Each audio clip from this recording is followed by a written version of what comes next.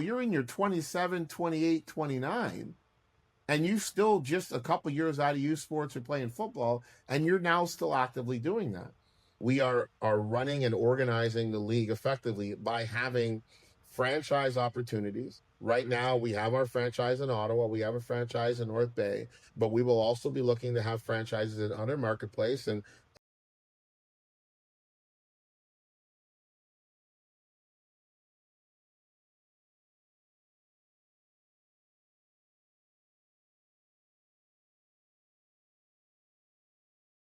Hello and welcome back to the Mic Check Show. After a bit of a break, I'm finally a dad, and within that, I got time off finally.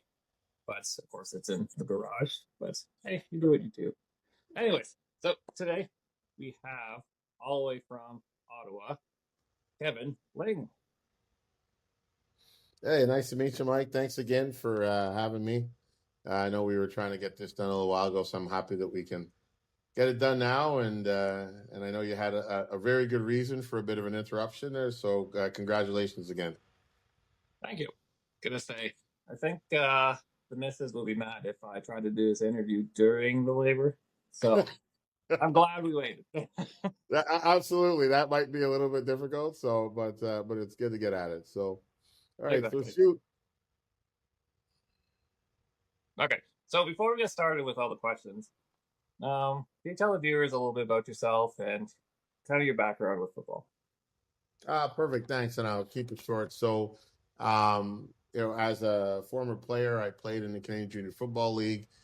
Grew up in Burlington, Ontario, primarily, and played high school there, and then ended up playing for a team that was the former Burlington Braves in the Canadian Junior Football League. And then after that, I ended up playing. I guess it would have been class level semi-pro ball. I played for a team out of Hamilton, played for a team in Buffalo, and had some opportunities to get some exposure and some opportunities to potentially go elsewhere. Unfortunately, I had an injury that occurred in my later years in ball. Surprisingly, that injury occurred during a CGFL game that I had playing against the Ottawa Sooners, which is now the team that I run and I lead. So I guess life kind of came full circle before I knew it. So, but yeah, I was away from football for quite a long time, and I'm a business person. I run a few businesses. I have a gym up here. I've got a print and embroidery shop. I have security business, which has kind of been my background. So I was away from football until about 2021. And then I got back into ball just through a conversation with a friend of mine and talked to me a bit about what was happening with the Sooners because I was now living in Ottawa.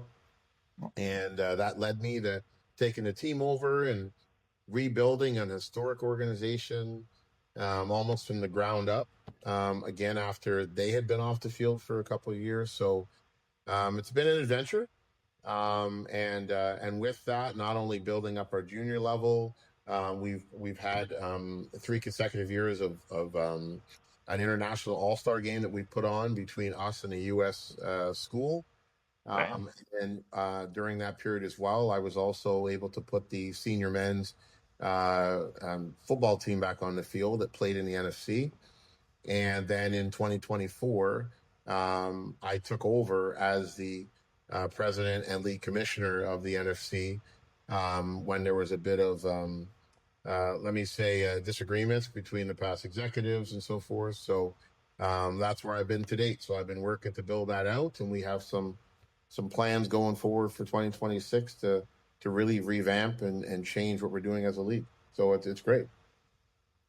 That's awesome. It's quite a journey for you. And oddly enough, back when I was deciding where to play, it was either the Ottawa Sooners or the Calgary Colts. Yeah. Unfortunately, I played for the Colts. Yeah. But it's kind of cool how closely connected the football community is. Well, you know what? Again, like I mean, the Calgary Colts, they have their history. Obviously not as good as ours, I got to say, but I said that I know a few guys from that organization over the years. Um, And I know some of them, they really put their heart into it, and but it's not easy running a Canadian junior football team, and especially in this environment with the rising costs and the kind of the competition that we get for players, either for prep schools or ones that are trying to get into university and so forth. So it's a challenging environment, to say the least. True. But there is growth in the junior leagues, what I've been seeing through the years, which is good to see. Absolutely, absolutely. And I mean, as part of, like, I know, like, our conversation focused a lot on kind of senior, but I think as a part of the whole entire landscape of football that we have in the country, it's become even more of a focus with the CFL making some of those recommended changes that they're looking to do to the league, as well with the recent success of both, again, the Saskatoon Hilltops. Congratulations to them. They've won their now 24th national championship, but then they won it right after the Saskatchewan Roughriders won their Grey Cup. I think it'd been back first time back in like 13 years. So I think that's like you see the growth of our league in relation to all of the other football going on, and there was more and more exposure that players are getting, both from a junior level and for those players that are playing for teams in the senior level that may either not have a local team at that level, or they're still trying to continue their career to get opportunities to play either here or overseas in Europe as well. And there's a big growth kind of conversation about what's going on out there with the change in EFL. So I'm excited. I mean, there's a lot of opportunity here to just make and present good football, right? And I think that's what a lot of people really want to see. And giving guys the opportunity that maybe youth sports isn't the avenue.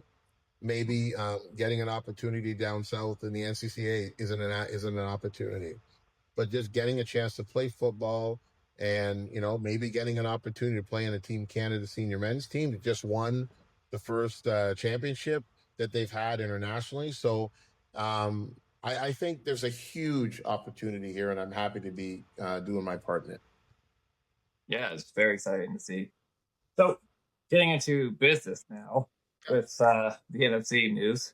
So, of Yep. course, everyone knows the GTA All Stars left the NFC. Yep. We got the Power Five version of events of it, but Mhm. what's NFC's version?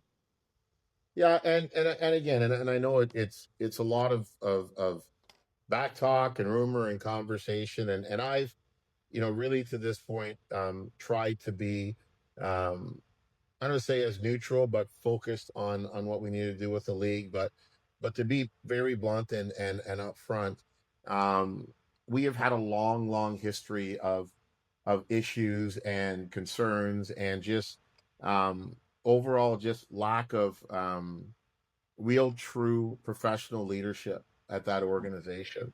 Um, over the last few years, um, on a management level, they've been relatively well organized. They've had a team manager that's really kind of taking care of stuff over there. But unfortunately, this the senior executive of the organization, um, who would now kind of been back in the fray over the last couple of years, really just defined an example of some of the problems we had, and it came out to really light leading up to and including the championship game we had this year that was hosted in Toronto. There was unfortunately a lot of failures to follow the agreements that both the NFC and the AFL have as being part of the CMFL league in regards to organizing and putting on that championship game. But just the continued pattern of unprofessional behavior, not more so of the players as a whole. Um, I've talked to and had an opportunity to talk to a lot of those players over the last couple of years, especially being the leader and head coach of the team that faced them in the past two provincial championships. The games themselves, I think, were well conducted, and the seasons we did the best of what we could. with the circumstances. But it really came down to their ability to conduct themselves on a level that it should be expected of an NFC representative. And, whether it was failure to provide the proper housing or accommodations, or transportation, I began to find out about the history of challenges that other teams have had. And then it just came to a head that, they ended up losing this game again, unfortunately, rather badly. I mean, they lost. I think the final score was like 37-0 or 37-1. Um, but the lack of professionalism at the end of the game that resulted in a brawl that was started by one of the players that a referee was knocked down. It was just unfortunately not what we want as a representative of football at any level, especially in my view of a league that I've been fighting to change the perception of as being a beer league and being an unprofessional league, and I want to ensure that changes.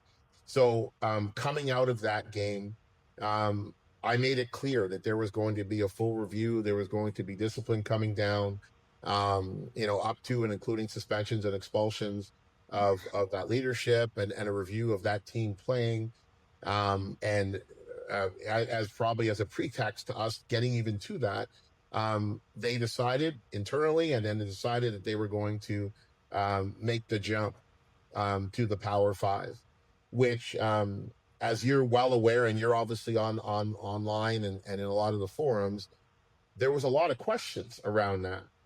There were people asking the question of if we split as a league, which happened in 24, where half of the league and the previous league executive, who were many of the teams from the north and western part of our province, decided that they no longer wanted to be part of a league that included that team, which was something that was brought forward.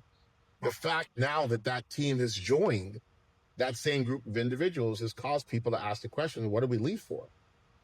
Right. And that's really, I mean, it's a very valid question. And all I am working to do with the groups that I'm working with now is to not answer that question, but to provide an opportunity for those organizations that want to be part of a professional, um, senior men's football league that is not only supported and part of Football Ontario, but supported by Football Canada, and ensuring that we are presenting the best, um, I guess, aspect of our game that we can. And that is the goal. And that's why I've reached out to a lot of different organizations. I've had the conversations with the AFL. I'm sorry, that the Atlantic Football League guys from the senior men's group. That was one of the first groups I talked to a couple of years ago. I've had the conversation with the guys from the AFL about growth out west and wanting to continue and build this league out and be professional. But as I said, coming out of that game, they were very disappointed as well. Like it was a concerted and combined message that the AFL and the NFC and the CMFL will not put up with that type of behavior. And so we want to ensure that as an organization, we are representing this level of football across this province and internationally as well as best we can, because we expect that we're going to have an environment in 2026 where we're going to have a lot of these members of the Team Canada senior men's team that are going to be looking for places to play for next summer. And we expect that they're going to be in one of our franchises that we're hoping to lay out, going forward to ensure that we can do that for these guys. Okay, perfect. So, of course, with all that drama, I'll say it's kind of done and over with the NFC. Moving more into a positive thing with 2026. How are you guys going to address the lack of teams so far? I think there's only, was it three or four? So last year, so again, we had two teams that sat out again. That one sat out again. One sat out for the first time in a while. That were just not at the current standard that I felt needed to be there to run a season. We want to ensure we have minimum roster sizes, which is something that wasn't enforced, and I wanted to make sure it was there, and I did so, recognizing that might put some teams in non-playing status. But I believe that's what's necessary to ensure that those organizations and those groups that want to be part of our league are understand that we are taking it serious. And that being said, I've got now two groups that are in the market, in the GTA market, that have approached us. One of them I've been speaking to for a while. Another one is a new group that's came on and started having conversations. And both of them are very interested in having one of the franchises in those marketplaces that we're going to have. And again, we're shifting how we're running the model, right? Because historically, the league is run sort of as a member run type of, they make decisions and everything else, and things are kind of left up to the organization. Specifically when we run into scenarios like we did with our championship game, it's not centrally managed. It's often managed by the teams. What Okay. I want to do for this coming season is to ensure that, like, our league office, which we will have, that'll now be based in Ottawa, will ensure that we are running and organizing the league effectively by having franchise opportunities. Right now, we have our franchise in Ottawa, we have a franchise in North Bay, but we will also be looking to have franchises in other marketplace. And right now, we've got 4 markets that we are looking at, that we've had discussions with local groups that want to and are interested in doing it. But this is part and parcel to our recognition of our place in this kind of football ecosystem in Ontario. Because not only, as I mentioned, do I run the senior men's league and also the senior men's team in Ottawa, I'm also part of the Canadian Junior Football League in Ottawa, and that runs across the province. So we've been having conversations with those groups to gain not only their interest, but also their cooperation in those marketplaces to ensure that when we put a team in a market, the CGFL teams that are local to that market will then support the growth of that team, which is extremely important. So I'm not taking this lightly, because this is all part of what we will be rebranding from the NFC and creating kind of the next level of this organization. The NFC, it's been around for, I think, over 75 years as an organization, has a long history. Um, but I feel that there's a need to um, to elevate it, to ensure that people recognize that the idea and concept of the NFC being a beer league where guys get together on a Saturday night, drink beers in a parking lot, and go play some football.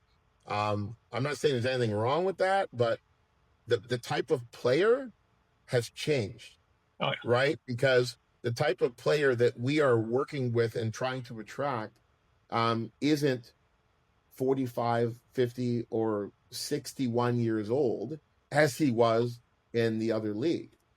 yeah. That to me is not senior men's football. No. That's not a professional level of football. A professional level of football is U35, right? That you are in that bracket where you are too old for CGFL. You may have been a year or two out of U Sports, or maybe you're at the end of your playing career, but you can still play ball. Oh yeah. That's my view. That's our focus, and that's what my group and my board are working to be able to continue to build out for 26. That's perfect. Yeah. It's a shame if the NFC did die, because it's like the history's there, and Mm-hmm. you don't want like teams folding and opportunity for guys to play just to be over with. Um, Speaking of like a beer league, like this being a beer league, so this is pretty funny. So previously, I said a comment on the NFL, one of their videos, saying that Shadur is like the Bronny James of the NFL, and I got tons of hate, not just about that comment, but saying, "Oh, Yeah. you're part of the U37 league. You're just chasing dreams." But Mm-hmm. the U37 league and what we're doing is like completely opposite. Oh, Like, absolutely. I mean, and I will give this context because the difference, and I had this conversation with somebody the other day, the difference between an 18-year-old American football Mm. player and an 18-year-old Canadian football player is night and day, Oh yeah. right? Because if you're 18 and American, you've been playing football since you're 4, Oh yeah. and you have been part of a system since then. And now you've gone to high school that has a football program and a weight room. Then you went to a university and you were part of a football program that had a full stadium for 80,000 to 100,000 fans, and you were able to have a weight room every day. Compare that to the kid that goes to a small high school in Thunder Bay, Oh right? yeah. Picture the kid that goes to high school in in Oshawa, right? And then he gets out of school and maybe he goes to, college at Sheridan, or maybe he gets an opportunity to go to Mohawk in Hamilton or Algonquin in Ottawa. And he has not had that same exposure opportunity. So U37 in the States is somebody that is gone through all of that to a point where they've been playing football and now they're hanging on the football. But for us, if you are U35, you've got to think in Canada, you're 18 coming out of high school, likely Yep. 19, 20 if you've gone to CJEP. You're now 21 to 26 if you're playing U sports here. And so now you're in your 27, 28, 29, and you still just a couple years out of youth sports or playing football, and you're now still actively doing that, right? And you look at the average age of a CFL player, like, so those are the big differences between our league down there and what we do here. And I think that the way that Jesse Maddox, who is the president, I guess, and the head coach of the Team Canada senior men's team, he's done it very, very specific and in a great way of showing that this is the level of talent that we have at a senior men's level in Canada. That's a Oh yeah. whole different ball game now. Oh yeah. True. Because that team like put on a show, like undefeated. Oh Um, yeah. I hope more countries can get involved into that tournament. Mm-hmm. The thing at the moment is just 4 of them. Mm-hmm. Yeah. No, you're right, and I think again, but like put it back in our context. There's only 4 of them Yep. there, and it was a great opportunity and a great experience for a lot of those guys. But it's just going to grow from there, right? And putting into reference to what you had asked about the NFC in its years has gone from 10 teams down to as little as 3, Yep. and they have still maintained and still managed because as teams go through, they have ebbs and flows, Oh yeah. right? And so our league right now is at a rebuilding part of restructuring and ensuring that we have stability, which is what I did with the Sooners, and now I'm doing it with our senior men's league.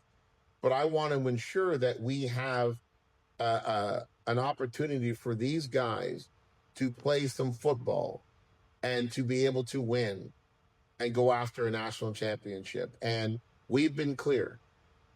The members of the CMFL, of the AFL, and the NFC, those are the groups that are involved in the national championship game. Um, as the founding members of that, any new members have to go through that group, have to be voted on. So again, there is no position from our viewpoint that that's going to be anybody except the group from the NFC. There has been a conversation about whether our league would play the winner of their league to do that, but I just see it not being a new immediate reality. I feel what we're going to be looking at doing is just showing that this is the league that people need to be in. As I mentioned, we are sanctioned by Football Ontario. We fought hard to get that. The other league is not, and we want to ensure that we continue to work alongside Football Ontario. Aaron Geyser has been a big supporter of what we're trying to do and understands and sees the vision and what he wants to do and what we want to do to build it out. So I think we can continue growing that partnership. Um, and as well, we're willing to ensure that there are other opportunities for our league to expand outside of Ontario. We've Okay. had conversations not only with with provincial partners, but also international ones as well. Mhm. I've spoken over the last few weeks with two different groups in the States that are Damn. willing to play games across border, willing to come up here and play games. Um, what I'm hoping to do is bring back what I was used to when I played semi. I played for a team called the Hamilton Wildcats. And the year I played for that, my coach, Gino Arcaro, who had coached that team and started it up, we went 9-0 Damn. playing international teams. The if you and again, you're a bit of a historian. If you look up the Brooklyn Mariners semi-pro football team, you will see. I think they had a record of like 600 and something wins, and I think less than 35, 40 losses. Um, one of those losses is us because and I'm going back, this is like 94. um we played in Hamilton. They came up here for a game, and Jason Hayes, who was a legendary quarterback in Hamilton Hurricanes. He played for the Sacramento Gold Miners in that old league that started for a short period in the CFL. And then as well, he was also our quarterback for the Hamilton Wildcats. And Jason, we were down, if I remember correctly, we were down 26-21. And Jason led us back within, like, it was an 80-yard drive with less than a minute and a half to go. And he led us down the field and rushed it in for a touchdown from like the 25, 30-yard line. And that won us the game. Damn. And it's one of the best games I've ever played in. As my coach Sheena would say, I have never in my life seen that level of violence on a football field. And it was just um, me and 23 other guys Yeah. that went against an American like behemoth, and Oh we yeah. won. And again, I that's the football that I remember. That's what I am trying to bring back to this. I want to bring back that type of experience and opportunity for the guys that want to play this football. I am passionate about this league. I am passionate about what I want this league to be about. And yes, I have had disagreements with people who have had old time thinking Oh about yeah. what this league is about. And I want this league to be something where um, those players that I have seen over the last 4 years of coaching in the CGFL, many of my players came from my CGFL teams and came to senior. Yeah. And I want that same opportunity for the guys that play in St. Clair Saints, the guys that come from Quinny, the guys that come from Hamilton, the guys that come from the Beefeaters. I want them all to have that same opportunity in our league to continue playing the game that I know that we all love to play. Okay.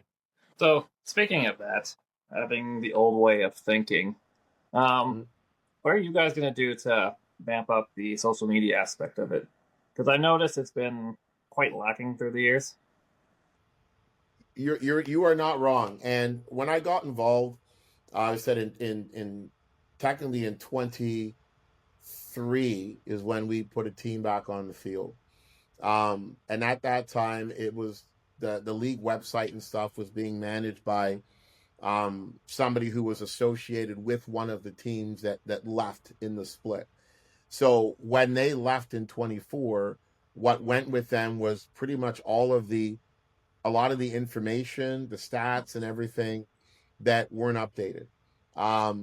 There was some other stuff that was taken as well that they that was part of the league that they didn't turn over.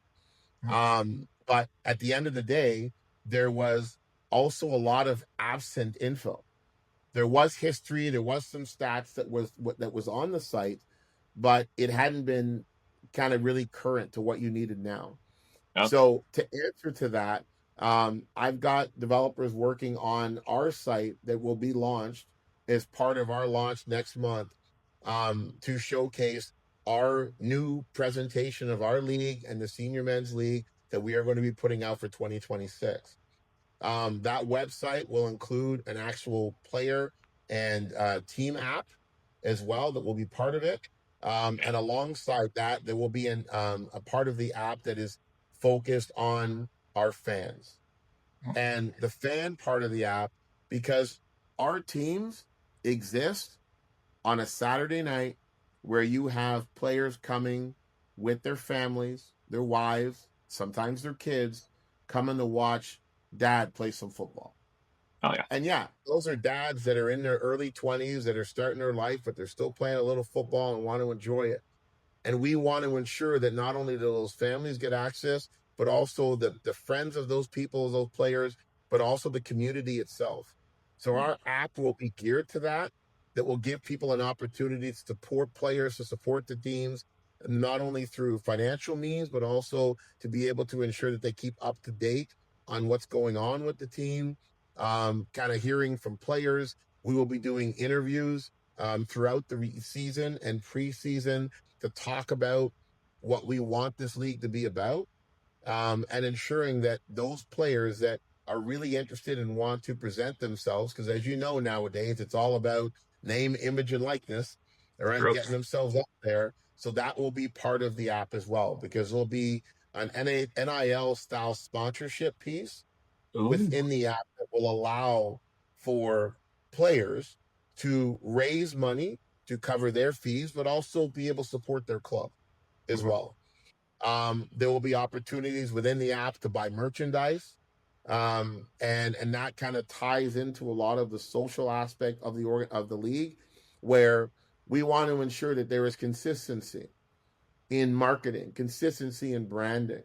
Mhm. So the goal of this league will be centralized branding on uniforms, sponsorships for the league, looking at being able to have, if, as you see in the CFL, I think Mobile One is a big sponsor this year.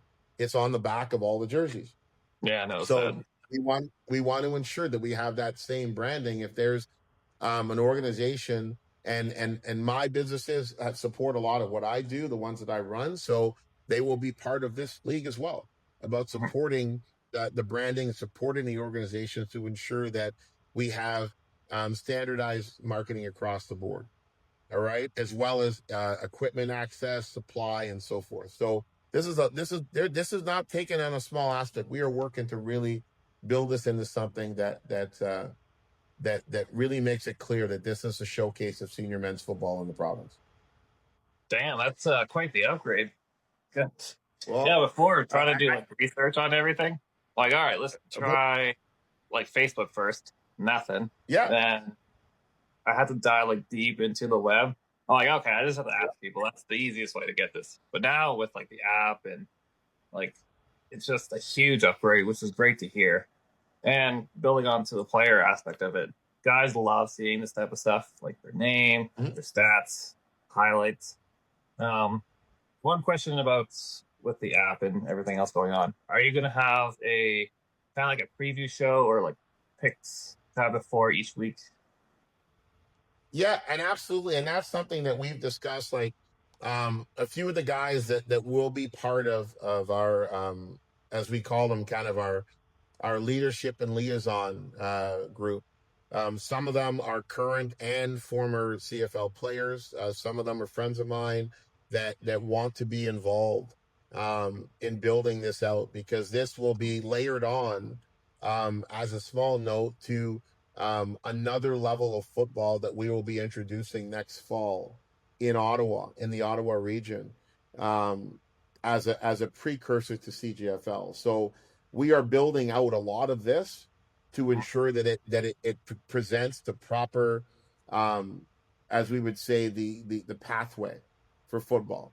And Like, so for those guys that want to be part of this, what they will have the opportunity to say, hey, I want to be able to be part of our weekly kind of podcast, our weekly show, and that will also just be clips we get when we do it, something similar to this, of saying, hey, we want to hear from John from this club, and we want to do a quick interview with him talking about the upcoming game, because that's what people want to hear. They want to hear from the players. They Oh want yeah. to hear and be connected to the guys that are playing on a Saturday night on the field. Oh yeah. And it's cool too because with these type of shows, you will get it like internationally.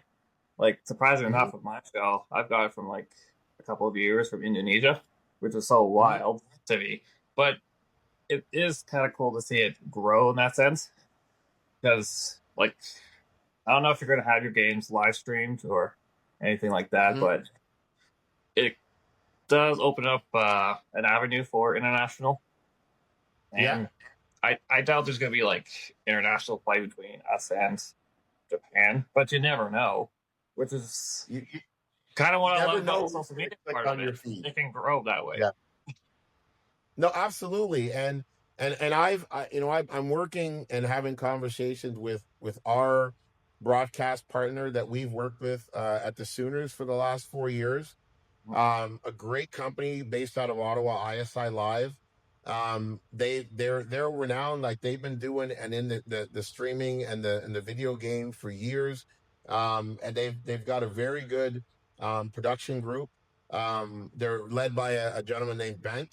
Not really, and he's a great guy, and he's been very supportive of what we've done as an organization. So, as part of what we want to do going forward, we're having those conversations to kind of lay the groundwork for that broadcast streaming because again when you leave it up to the individual clubs to Mm. coordinate the filming and the streaming you get varying results True. and if I don't know if you saw the national championship game it was difficult to watch to say the least because the audio kept cutting out because they were worried about, having music come on that was not allowed and they might cut their stream. It was, again, not a representation of what a professional, and I say professional not from the aspect of people getting paid, but Yeah. just putting on something that people look at and want to rely on as a reliable broadcast for them to sit down and watch, right? Exactly. So that's where we're aiming at to ensure that we hit those goals. That's awesome. Um, so of course the AFC is going to be building more um, with the Power Five growing. Do you think there's going to be something where you guys will combine? Well, I'll say, yeah, combine and just be like two conferences, kind of like the NFL. Then they come together for a championship game. Do you think something like that could eventually happen? Well, I will put it this way: like, um, when that split happened, in order for, and I'm a business guy at the end of the day. Like, there was a lot of ill will that occurred when that split happened. There was a lot of, Yeah. and again, that happened right before a season that was scheduled to start. So this was after our AGM and commitments had been made to play, and then all of a sudden we had half of our league decide that they no longer wanted to be part of it. So there's some conversation concerns around how that happened, even on a legality aspect. But I think that as a province, and when you have um, teams that want to play and want to be part of an opportunity to play for a national championship, and if right now the only path to a national championship is being part of the current NFC in order to do that, well Yeah. then teams are going to have to think about what that means True. because I don't see that path right now being going through any type of collective game between the two of us, and it's Okay. not for lack of trying. I'd be more than willing to have a conversation about that, Mm. with the parties involved, which would have to be the AFL and the Power Five leadership. However, the challenge that's presented now is following again our last national championship game. There is no appetite for a league that involves the existing GTA leadership to be involved in that game. So that Okay. I'm just saying that very fair. Oh yeah. The league itself. If there were an opportunity to have that conversation, then I'd be more than happy to sit down and do it.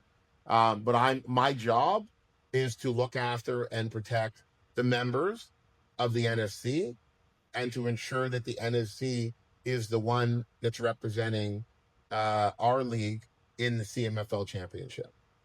Okay, but has there been talks with maybe Atlantic Canada, like those leagues coming in? Because that'd be cool to have Yeah, like an actual national championship with them as well. you're absolutely right, and I've had a conversation with Terry, and the other gentleman was out there, who's the league president. Terry's been involved in that league for many years. I actually flew out a couple years ago to go meet up with them prior to their league championship game and to discuss it. And what we've kind of talked about is potential for having, the either the to runner up in our league play the champion in their league as a precursor or to try to build up a relationship that will allow for that game to happen. But part of the challenge and change that needed to be taking place is the schedule, because Okay. historically our schedule as a league runs and had run almost into mid-August, and that caused a bunch of problems because their league ends most of the time by Canada Day or just afterwards. And Oh they damn. do it because their players Mm. play in the Atlantic Football League for Okay. school, Yep. right? So it wouldn't mesh that way. So I had that conversation with them, and I recognize that if we want to bring them into the fold to play against, we are going to be having to make an adjustment. So we've made those adjustments on our end to try to start our season a little earlier, end our season a little earlier, to give an opportunity that if they decided on a champion, it's only maybe a couple of weeks difference between their ending of our league and ours, Okay. right? Then you have the Yeah. complications with the Alberta Football League too. Try and do a national game. Well, yeah, I mean, and absolutely, Alberta, they have their season ends again kind of a little later than what we currently do, but we're still fine with if they ended later and we end earlier, that we Mm. have an opportunity, wherever that champion is, that we would then work with, as I mentioned, some of our international partners because their schedule meshes up, that we can then have some cross-border games in between that period of time before our Canadian national. So we're trying to work the logistics to make it make sense. Um, but I agree with you. Like a true national championship game needs to be from East Coast to West Coast. Oh yeah. That's what you need, right? And like in the CGFL, we have a BC conference, a Prairie conference, and an Ontario conference. We used to Mm. have a Quebec conference, and I really hope that we can bring a group back from there, or at least a few teams back from Quebec, but also as well to try to reach out to the East Coast and try to do the same. Because if we can build out that level, because there's too much of a gap in between like Ontario and them, for us to go play a game, that's a 14-hour bus ride, right? To Oof. go and do that, Yeah. right? So, or it's a flight, right? So, there's opportunity to do it, but it's just managing the logistics. True. Yeah, it's very complicated to just get that all organized. Um, so Kevin, we're coming up to the end of the show. Um, is there anything you'd like to, actually I'll say this. Anyone watching wanting to start up a team in the NFC, can you make a pitch for those guys? Absolutely, absolutely. So, what I can say is this: as I mentioned earlier, um, out there, there's probably many opportunities and many choices for what you might see as a senior level football opportunity. But the NFC, as a senior men's league in Ontario, which I mentioned again is supported and sanctioned by Football Ontario, we are the league that is continuing to grow and build. What we'd be looking at is U35 football in the province. We want to ensure that those U sport teams that are within the province and those guys that come from those teams or those guys that haven't had an opportunity at post secondary football can come and still play a game that they enjoy and they love. And if you're somebody in that pool that is thinking about wanting to run a team in our league, as the commissioner of this league, we will ensure that we walk you through those steps to ensure that you are supported in that process, because it does not do you and it does you a disservice for us to have you come in and not be supported and viable in the next in the year after or the years following. And that's why it's important for us to be able to build relationships with the other CGFL teams, to build relationships in the different marketplaces that we see our teams operating in, and to ensure that as a league we are supporting them, whether through combined ownership, uniform purchasing, whether it's equipment supply. We're even working on the vision of having the league office manage and coordinate all of the league games. So you as a team franchise owner or operator, all you'd be required to do is put your order in for your uniforms and be able to schedule your practice fields. Because having the league be in a position to manage and coordinate with all of the local centers and the departments and the field rec, I think is a better view and a better way to do that. And to ensure that we can make that happen, a big part of what I plan for this 2026 is to appoint an executive director for our league that will be responsible for all of those logistical operational pieces to ensure that they get taken care of. Because as I mentioned, our national championship game, we came down to the wire. We didn't even have hotels booked at one point. We didn't have transportation coordinated. And that is not something that I'm going to be putting up with. That's good to hear. Awesome, Kevin. Yeah. So thank you for coming on the show and letting everyone know that the NFC is still alive and it's, I'll say, making a comeback. Hey, you know what? It's that, as LL Cool J would say, don't call it a comeback. We've been here for years. Damn. All right. So awesome. So, all right, Kevin. So thank you very much. No problem. All right, Kevin. I'll let you take it away with the outro. Do you know what that is? Is that the mic check? Yeah. Mic check, checking out. Mic check, checking out.